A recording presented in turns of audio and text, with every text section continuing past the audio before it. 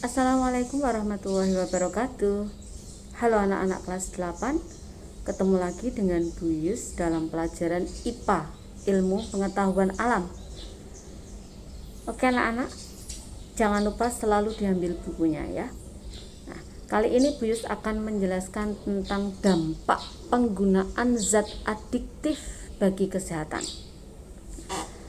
Banyak sekali dampak buruk yang disebabkan oleh penggunaan zat adiktif terhadap kesehatan. Yang pertama kita bahas adalah dampak penggunaan narkotika. Penggunaan heroin, morfin, opium, dan kodein dalam jangka pendek dapat menyebabkan rasa nyeri, ketegangan berkurang, rasa nyaman, diikuti perasaan seperti mimpi dan mengantuk. Tapi penggunaan dalam jangka panjang akan menyebabkan ketergantungan, meninggal karena overdosis, menyebabkan sembelit, gangguan siklus menstruasi, dan bisa menyebabkan impotensi. Jika dalam penggunaannya itu menggunakan jarum suntik yang tidak steril, maka dapat tertular berbagai jenis penyakit berbahaya seperti hepatitis dan HIV/AIDS.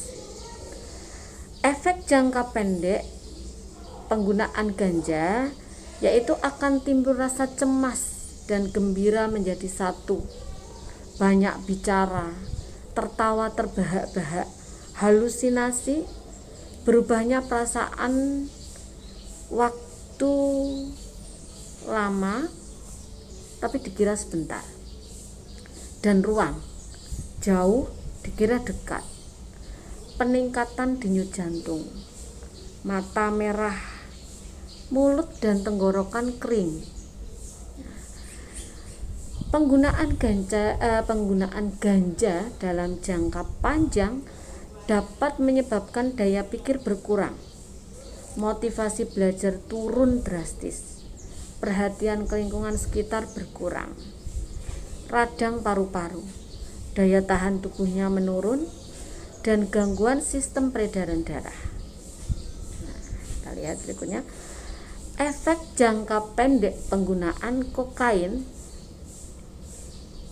yaitu rasa percaya dirinya meningkat, banyak bicara, rasa lelahnya hilang, kebutuhan tidur berkurang, dan halusinasi penglihatan serta perabaan.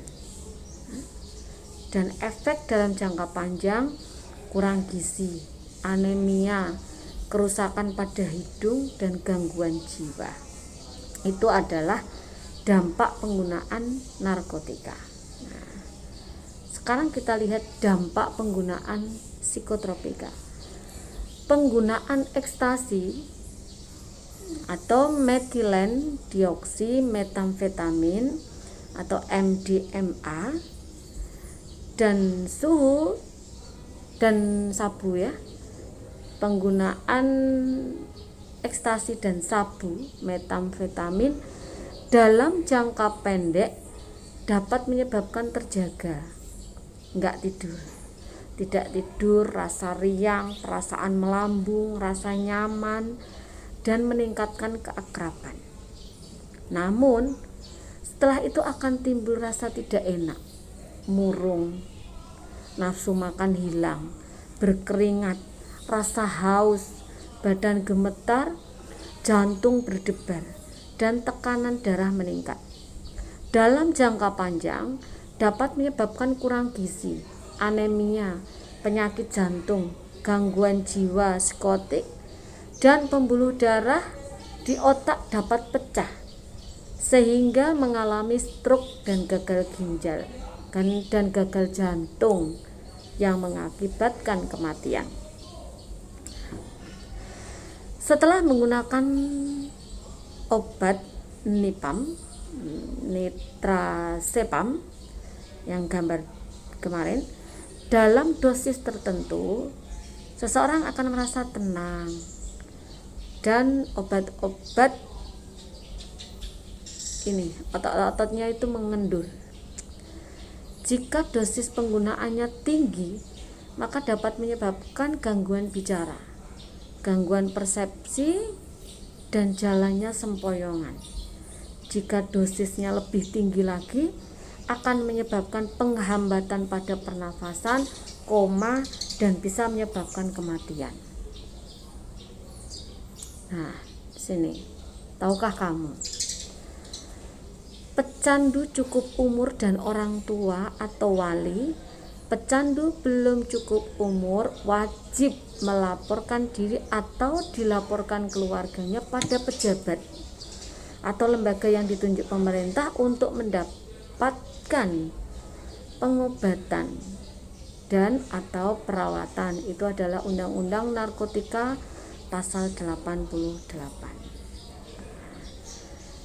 Itu dampak terhadap narkotika dan psikotropika. Sekarang kita lihat dampak penggunaan zat psikoaktif lainnya. Indonesia dapat menyebabkan kematian mendadak akibat kekurangan oksigen. Salah ya. Ini tadi ya. Dampak penggunaan zat psikoaktif lainnya. Aduh ya Allah, kenapa ya?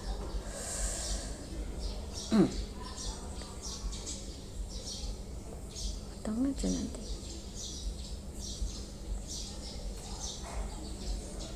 Inhalansia.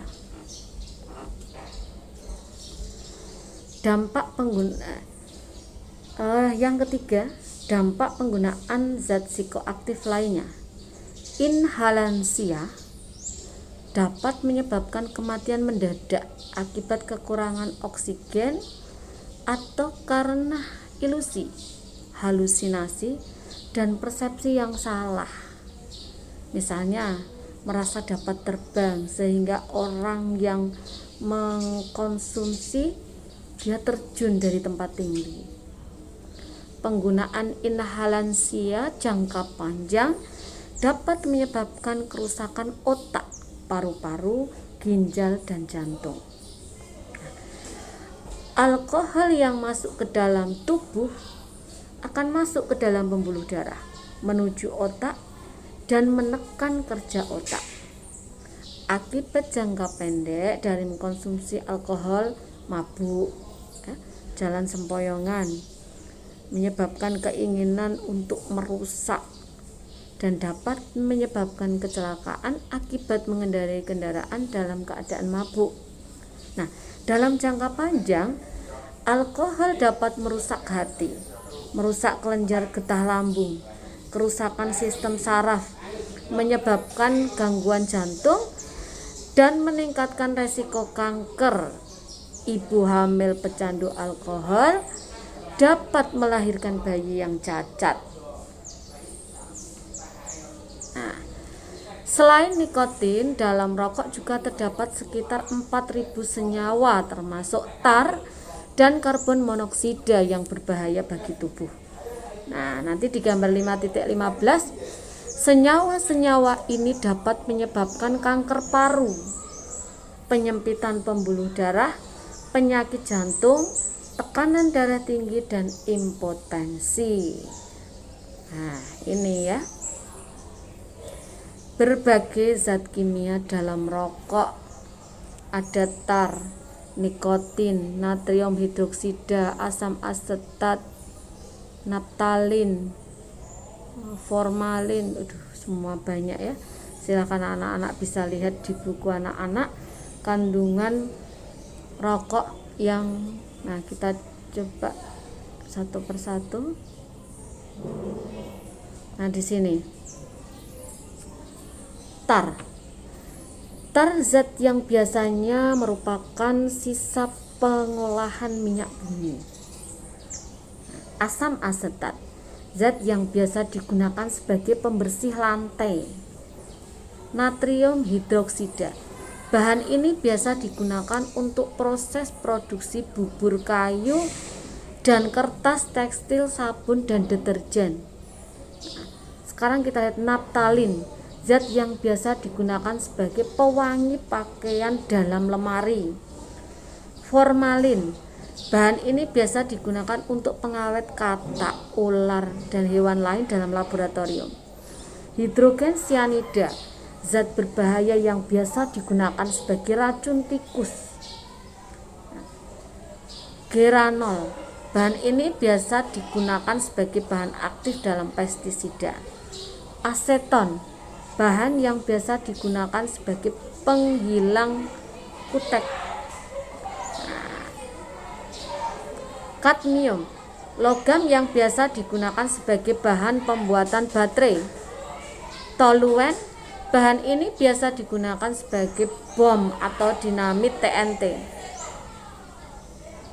Metanol, zat beracun yang biasanya digunakan sebagai bahan bakar atau pelarut plitur ya. Hidrosin, bahan ini biasa digunakan sebagai salah satu bahan bakar roket.